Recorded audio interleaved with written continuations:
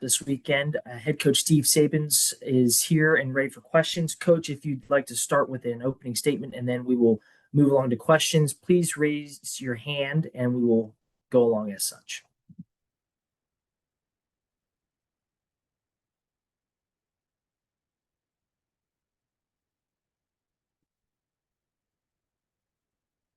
Coach, you might still be muted. Yep. Can you hear me all right? Got you now. You're good to go. Cool. Well, excited. Found out yesterday that we're headed to Baton Rouge to take on LSU. Had a historic and incredibly fun weekend series in the regional when we got to take on Kentucky and Clemson, and very proud of how the team performed and how they played and stuck together. And for me, it was the best 3-game set that I've ever been part of as a player or a coach. It essentially had everything you could imagine when it came to excitement. I probably got some gray hairs cooking from that weekend, but there were so many individual heroic performances that took place, and incredible for a team that has won a Big 12 title outright and currently has the most wins in program history and went through a tougher spell at the end of the season to be able to refocus and bounce back and beat 2 very, very good teams and one team that's historic, one of the best teams in all of college baseball and has some of the most College World Series appearances and wins all time. So excited about what our team did. You try to reflect and look back a little bit. We stayed up probably till 4 a.m. Monday morning and then jumped on a flight to get here. But we spent time as a staff. We spent time as players, and you look back and you try to reflect and you try to take some things in that just happened over that 3-game set. It was definitely a blur, but you do that because it's healthy and the kids deserve that. And then today is a day that we have to refocus and we have to get back to practicing and performing and figuring out how to beat LSU in a 3-game series, hopefully a 2-game series. All right, we'll start questions off with Coach Hunt. Steve, with just the health, Sam White, Brody Kresser, how'd you guys emerge health-wise and the toughness that they showed to fight their way through that, those injuries?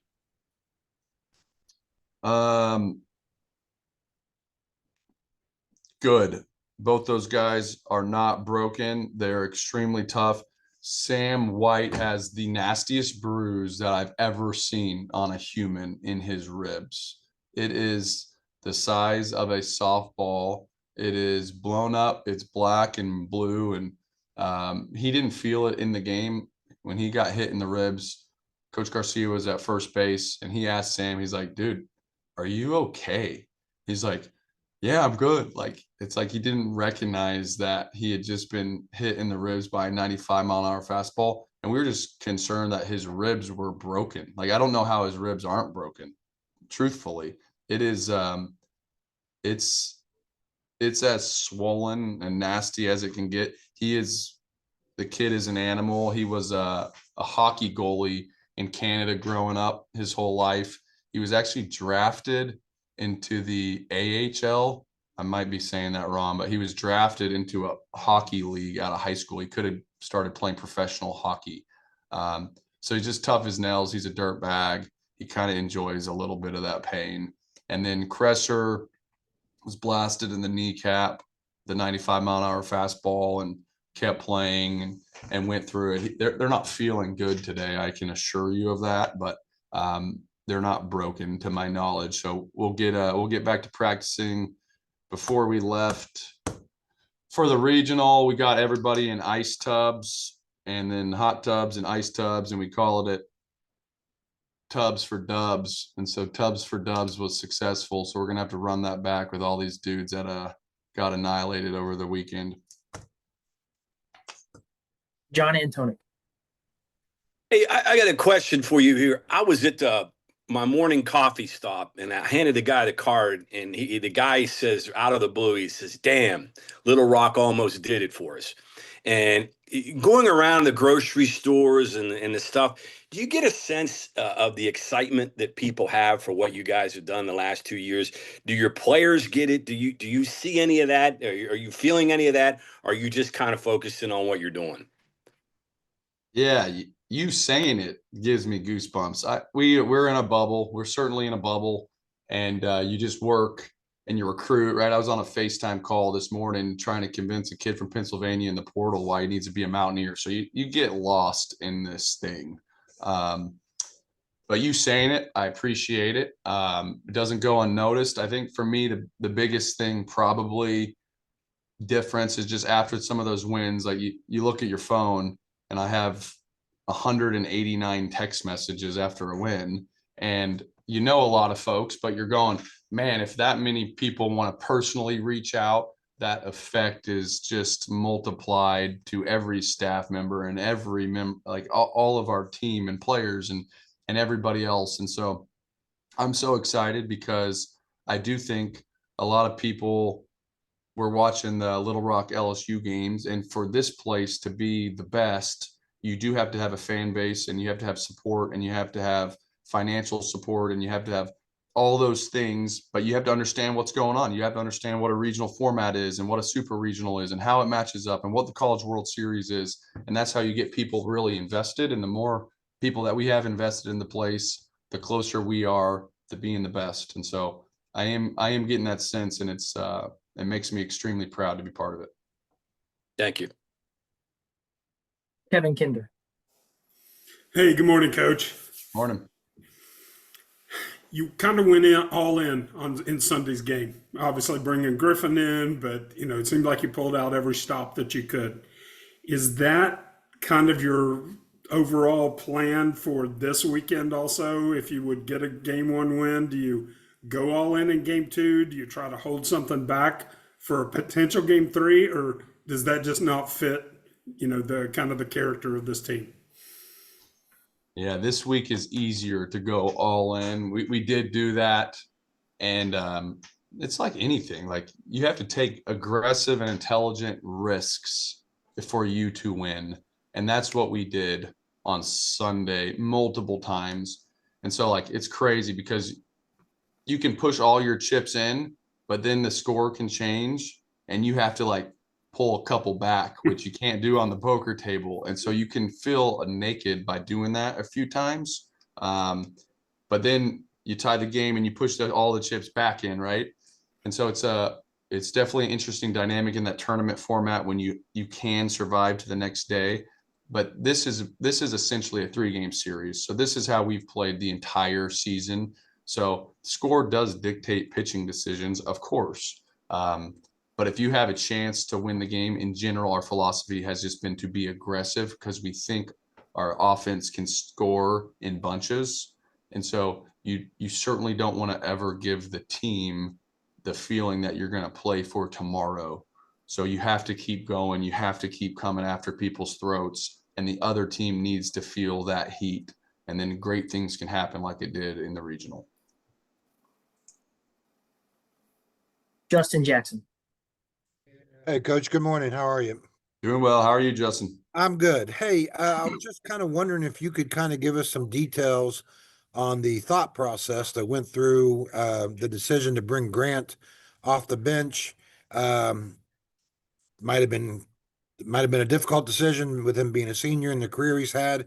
Obviously, Ben paid off, on Sunday with the big game. So I'm just kind of wondering if you could just give us some details on how that whole process went down. Yeah. So the question is why Grant didn't start the games. Yes. Okay. I think there's a multitude of factors. There's 1,000 reasons, and it's not isolated to Grant. I think that's where sometimes people get confused, where they think that it's decisions are made to a player. Decisions are made only and strictly for the team. And so what Grant brings to the table is experience, power, infield defense, and a unique ability to bunt as a big man. He normally has that. And so he brings a lot of other things off the field. He's a high character kid and a great teammate and everything else. But you're essentially taking his skill set versus the opposing pitching. And then you're having to make a decision on if there's another player that we think that's on our team, whether it's in the lineup or not in the lineup, that may be able to help us win the game more often. And so not to coach speak it, but I felt like in this circumstance, I think some people view like it's 1-for-1, like you take Grant out and you put in Ben Lumsden, but it's more complicated than that. It's not a 1 out, 1 in kind of thing, because you're building a lineup to try to maximize runs. So we also added Armani Guzman. So you're adding a speed player and you're adding a left-handed bat, whereas Swain maybe was a right-handed at bat. And so all those things are going into it. And then Hussey's performance versus left-handed pitching in game 1 helped us get a little bit closer to that decision that we thought somebody else may be a better option. But it's funny because even with Grant, he's not used to coming off the bench. And there's games moving forward, maybe Grant will start, or maybe Grant will come off the bench. And he hasn't been used to that. But by the end, he really turned the page, and that guy damn near hit a grand slam to tie the game in a regional. And it sure felt like that moment was drawn up for that man. He handled it like a pro and performed at a high level. And we need him at first base, especially later in the games. If I want to take some risks and think that there might be a better bat matchup earlier offensively, the risk is that we could, struggle defensively. So that's where you saw, like in 4th or 5th innings, if we had a tie game, you have to put Grant in the game because he's such an excellent defender. You're not playing for defense, but Grant's a great offensive player too. It's just, it is risky. But sometimes, like in these scenarios, when you're going up against really great teams, you just have to maximize everything you got, every bullet that you can pull out, you try to. And so I thought Ben Lumsden gave us the best chance offensively in some of those places. And then obviously the matchup with LSU, they started off their regional with 2 shutouts, Ianson and Anderson, 2 great starting pitching performances by them. The ERA is top 10 in the country. Just what do you see? What's the challenge there with facing that LSU pitching staff? It'll be a challenge. It'll be a challenge in every area. They are a top program in the nation and have been that way for 100 years. They have the best resources, the most NIL. They have the biggest scholarships, the biggest fan base, the biggest TV deals, awesome network coverage, great coaching staffs, on and on and on. And so I think whether it's the pitching staff or the offense or the base running, you just have to prepare accordingly. And you go in knowing that these are all 18 to 24-year-old kids that grew up playing on the same baseball circuit, and they have similar skill sets, and they chose those players to play for LSU, and I chose my dudes to play for West Virginia. And so the fun part is that all that extra stuff, like whatever LSU did and last year or the previous year or their history or their accolades, none of that stuff matters once you get in between the lines.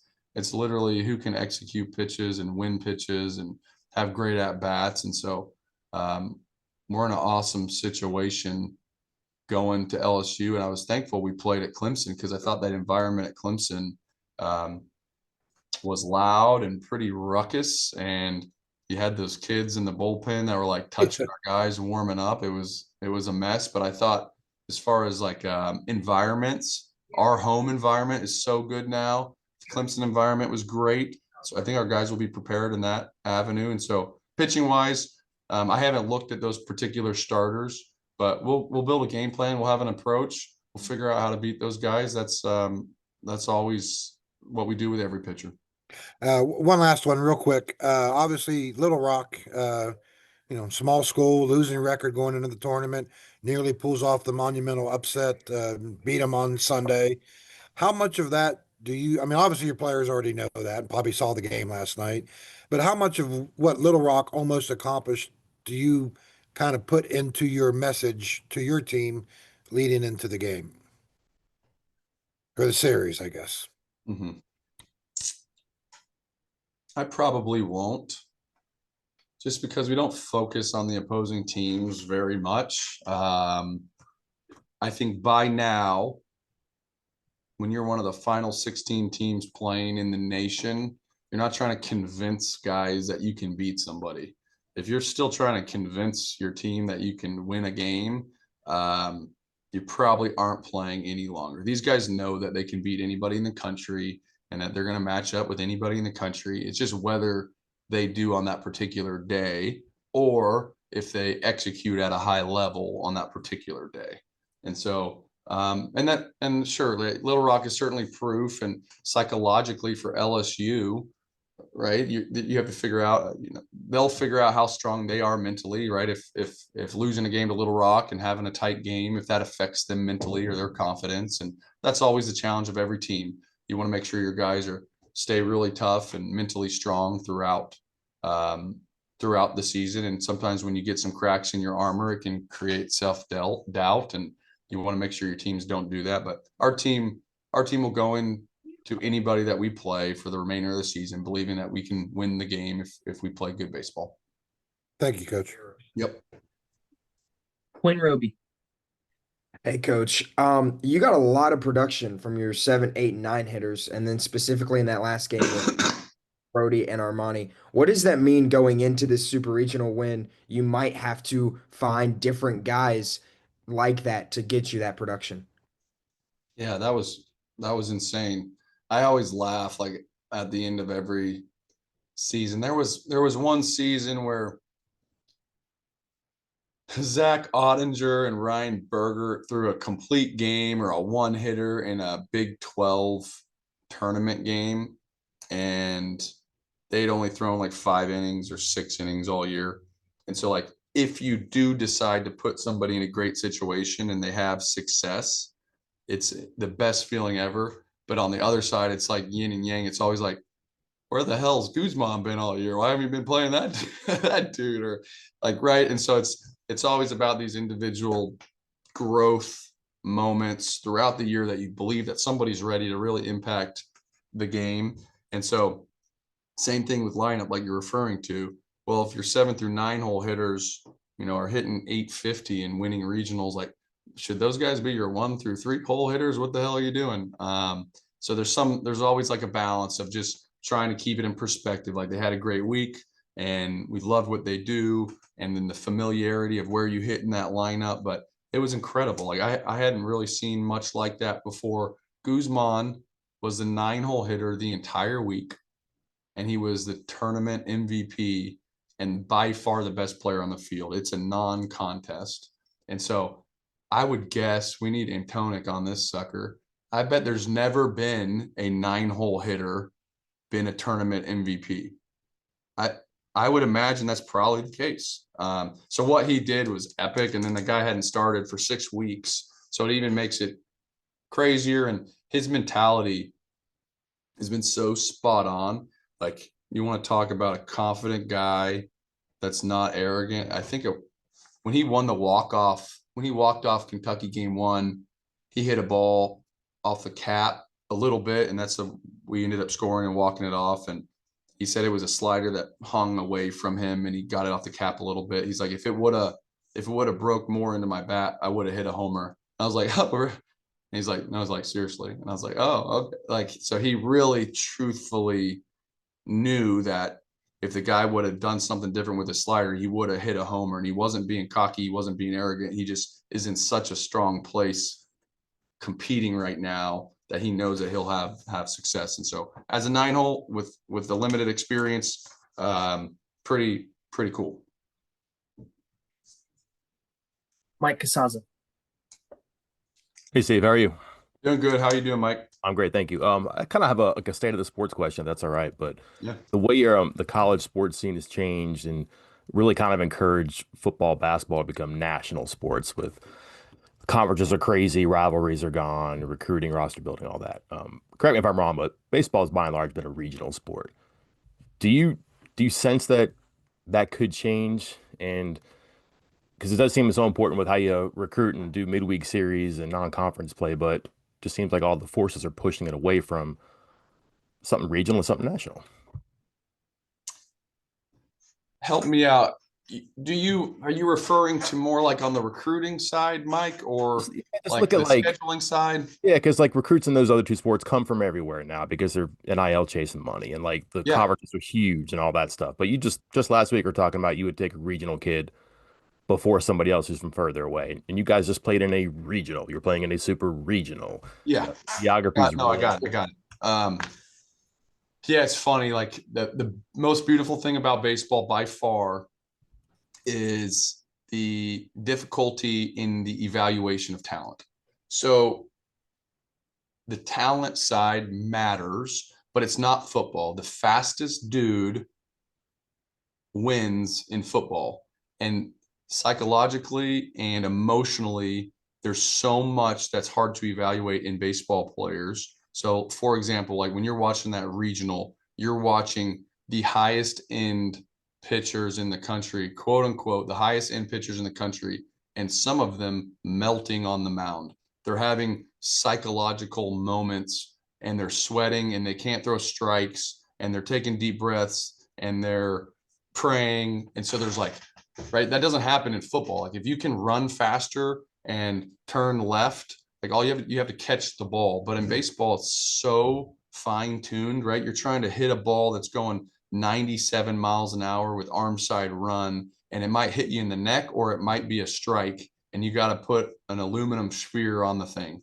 And so there's like, it's so difficult to evaluate who's going to perform at these highest levels in these biggest moments that you can go get the national recruit that like is ranked by some guy that's not as good at evaluating talent as myself or our staff and say like, hey, we landed a top 50 recruit from California and he won a state championship, but it doesn't matter. Like it truly doesn't matter. So like when people write about recruiting rankings in baseball or how West Virginia landed this or we should be landing these guys or whatever, they literally have no idea what they're talking about. They are extremely confused on how this process works and how the development of baseball players happen.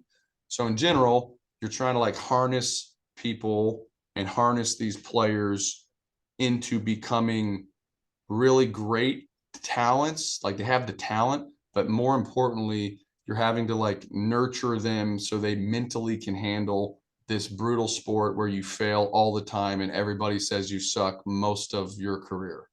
And so the regional piece is like providing a support system of family close, and the regional piece is providing familiarity in an area, and you grew up with pride, maybe rooting for the Mountaineers and all these other factors that matter other than like, hey, you can crush a ball.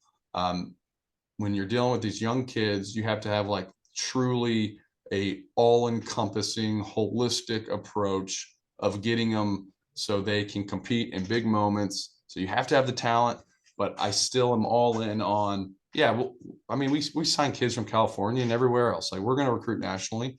But when in doubt, if you can get a kid that is close to home and thinks this is a great fit and wants to develop inside of our organization and has some familiarity, it's always going to be better because it's a stepping stool kind of process to becoming a big leaguer. And going away from home is hard, so you might as well not do it across the country. And competing for a top 25 program is hard, so you might as well do it a little closer home with coaches you trust.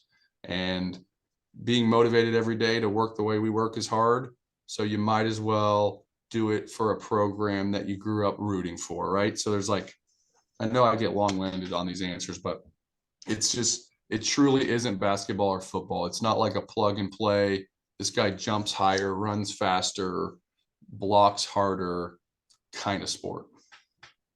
Okay, that was good. That kind of answers most of this, but I don't know that this is your goal to be like the most, I don't know, successful, visible, relevant team in the Northeast. But let's say that's an outcome, and that, a month from Yeah. now, a year from now, 2 years from now, you are that. What does that open as far as like windows and possibilities for what you want to do and what you all can become? I want every high school star player that wants to play at an elite program from within this region to come to West Virginia and not think that they need to take their talents and mentality to a different school because we don't have what's needed to win at the highest levels or to develop big leaguers. So that would be number one. Number two, you want every player that went to a university and that had success and has a proven track record of success that wants to play at the highest level to transfer and come play at West Virginia. Those are probably the two main goals. The visibility piece is just I mean, you can become more visible by gimmicks and doing TikTok videos, or you can become more visible by a consistent track record of success and development of players. So I obviously prefer option B. Perfect. Thanks. Yep. John Raby. Coach, you mentioned the tough going in the past month. How did things start to work when they weren't working before? Was it a combination of things, telling the guys to clear their heads, getting a new mindset? What's moves that you might have made? What's different now than maybe a month ago?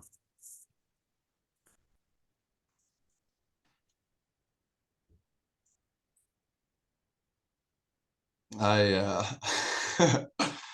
I laugh just as I get long-winded in these interviews because we think about these things a lot and we do a lot of things, and there's we talk about there being 96 people in our organization, and we talk about this team, being a coal train, and that every person is a part of the coal train and every person is a car of this, and we're all trying to move forward, and you build momentum together, and if something gets off the tracks, it can wreck the entire train. And so I think for me to sit and answer exactly why it got back on the tracks and why guys are moving forward and feeling really good about showing up and playing every day probably wouldn't be fair, because I think that there's 96 individuals that go to bed every night trying to figure out how to make this the most successful and best team in the country. And so did I have my piece? Yeah, we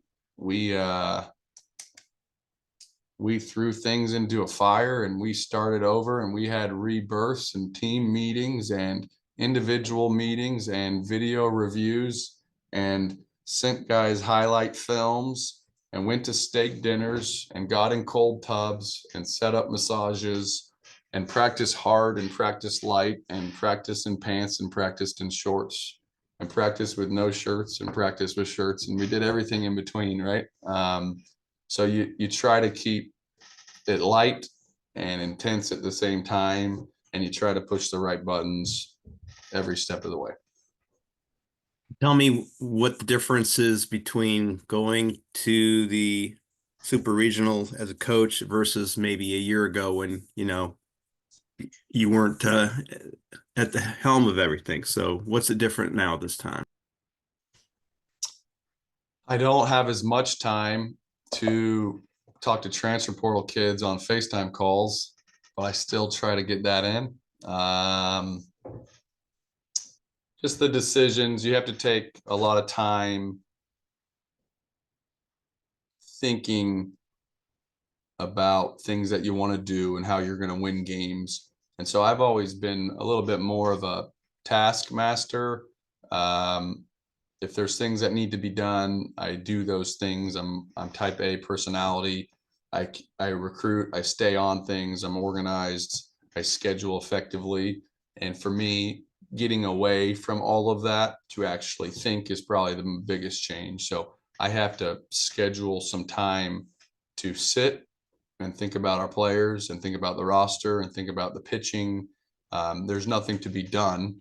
You have to really prepare mentally. So when moments come up in games, you have a plan for what you may want to do in those moments. I think more experienced head coaches have been in all sorts of moments. And so they've lived those moments and they've had success and they've had failures, and you learn from that. That's the benefit of experience. But when you don't have experience making the decisions, you have to spend a lot of time before those decisions come up thinking about what may or may happen with the decisions that you make. So you essentially are playing games in your head before games happen, but there's so many variables and twists and turns in baseball games that you can only cover so much. So I would say that's probably the biggest difference from being an assistant coach to a head coach, is just obviously it's the decision making in game that takes place, and then the time that it takes and is required to prepare for those decisions. Thanks. I appreciate it. Yep. Kevin Kinder. Coach, the one guy that seems to encapsulate a lot of what you've talked about over the last 20 minutes is Ben Lumsden. A starter most of the season last year, accepts a role this year, obviously could have gone in the tank, comes in with 4 hits, has a monster weekend for you. Is that like someone that you hold up to say, hey, here is the example of everything that this program is about? Ben Lumsden and Armani Guzman, man. That's what this is about. Like, that's what college sports and competing is about. Currently, it's very easy to run when things don't go your way. It's extremely easy to run, to quit, to think the grass is greener, and young people have a decision to make, and it's becoming increasingly difficult for young people to make the decision to put your feet in, dig in, get better. Don't blame others. It's not a leadership issue. It could be a you issue. You need to get better. And for young people to look themselves in the mirror and decide what they need to do to get better is incredible. And that's what those young men did. And then to get your opportunity after doing that and having success, you can't draw it up better. It doesn't always work that way. Unfortunately, you can look yourself in the mirror, you can work, you can earn an opportunity, and then you can suck and lose that opportunity. And so they bought into the fact that regardless of results, the only path forward is to work and to look at themselves. And so, yeah, you just nailed it. Like, those guys are going to be on a pedestal forever. And when you have exit meetings and when you call players in here, and when I'm talking to freshmen that are redshirted and they're deciding if they want to stay or not, my message is not begging anybody to stay. It's, hey, this thing's really hard. This is the most difficult thing that you're ever going to do. Armani Guzman's going to play in the big leagues, and he's a spot starter. And so I don't want to hear any of your shit. If you want to get better and you want to earn something here, you can earn it. And so, like, those guys bring tears to my eyes, Lumsden and Guzman, what they've done. And Ben Lumsden, in the middle of the year, we had a meeting, and I was like, you want to be here? And he's like, do you want me here? And I was like, yeah, I want you here. You just got to get better. You're not good enough to get on the field right now. And he swallowed his pride. That's hard to hear. A guy who was a stud last year, that guy's got a pro future too. If he keeps getting better. And so he swallowed his pride and he went and worked harder than that guy's ever worked before. And that's what this is about. Like, it's not easy. You have to work harder than everybody else. LSU's got good players. Texas has got good players. Kentucky, guess what? They got really good players. They got good resources. People don't choose West Virginia over some of those traditional powers all the time. We're not going to be better than them by working half as hard. That's for damn sure. And so those kids, man, personify what we're about. Kevin, you nailed it. All right, final question, Mike Casazza. Steve, your travel roster's 27, I believe, right? Are you allowed to make changes to that in between? You can doctor it for a different opponent, different regional, correct? Yeah, that's right. Okay. Are you committed to like 14 of one and 13 of the other pitchers' batters? Does it depend on, maybe 5 games in a regional versus 3 in a super regional? Like, how does that work? Does it change at all? Is that like a science this time of year?